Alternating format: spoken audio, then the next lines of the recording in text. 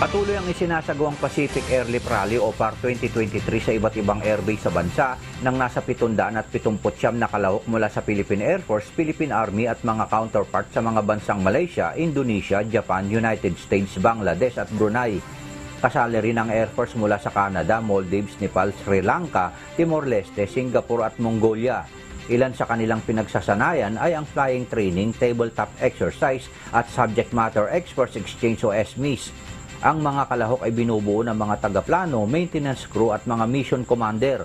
Ayon kay Philippine Air Force Air Mobility Command Commander Major General Johannes Leonard Di Maano, layunin ng PAR 2023 ngayong taon na palakasin ang kahandaan, linangin ang ugnayan at alagaan ang pandaigdigang pagtutulungan ng mga kalahok na bansa. Binigyan din ng general na ang PAR ay kumakatawan sa pagtutulungan, pagkakaisa at pagpapalitan ng kadalubhasahan para sa ligtas na rehiyon. Ang bansa ang pang-10 nasyon at first-time host na nag-facilitate ng capability building exercise.